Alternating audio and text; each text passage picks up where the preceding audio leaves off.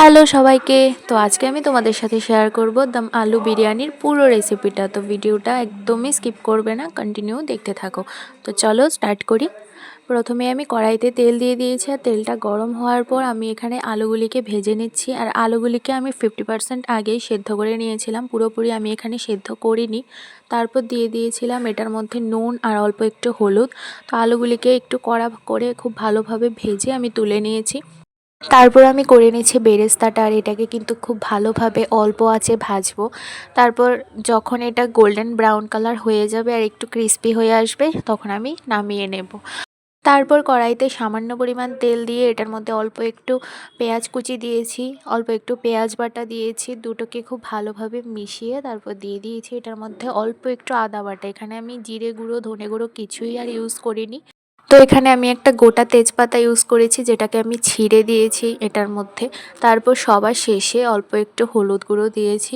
তো হলুদ গুঁড়োটাকে খুব ভালোভাবে সব কিছুর সাথে মিশিয়ে যখন দেখবে যে মশলাটা একদম তেল ছেড়ে দিয়েছে, তখন দিয়ে দেব আলুটা দিয়ে আলুটাকেও খুব ভালোভাবে মশলাটার সাথে মিশিয়ে যতটা পরিমাণ ঝোল তোমাদের দরকার ততটা দিয়ে দেবে। তো আমার এখানে খুব বেশি দরকার নেই, সেজন্য আমি অল্পই দিয়েছি। আর সবার শেষে একটু মিট মশলা দিয়ে দিয়েছি এটার মধ্যে, আর অন্য কোনো মশলা এটার মধ্যে ইউজ করিনি।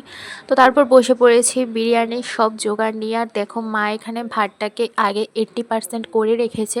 তো সবার প্রথমে আমি হাঁড়িতে দিয়ে দেবো অল্প একটু পরিমাণ ঘিটাকে খুব ভালোভাবে হাঁড়িতে ছড়িয়ে দেন দিয়ে দেবো ভাতটা। আর ভাতটাকেও খুব ভালোভাবে লেয়ার করে এবার একটু লং আর দু একটা গোলমরিচ দিয়ে দিয়েছি। তারপর দিয়ে দিয়েছি পুরো যে আলুর তরকারিটা আমি করেছিলাম সেটা। এখানে আমি সবটা তরকারি একবারেই দিয়েছি। তারপর এটার উপরে ভাত দিয়ে আস্তে আস্তে লেয়ার করবে। আর ভাতটাকে আমি খুব ভালোভাবে চারিদিকে ছড়িয়ে দিয়েছি, ভাতটা যেন এক জায়গায় জমাট বেঁধে না থাকে।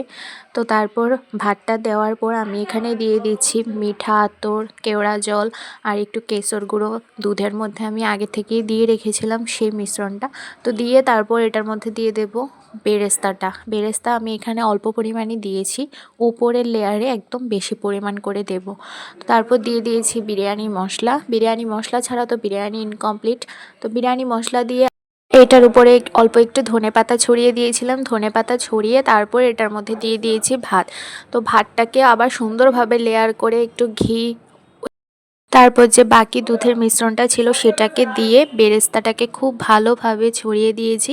বেরেস্তাটাকে ছড়িয়ে আমি ওপর থেকে কিছুটা ধনেপাতাও দিয়ে দিয়েছি।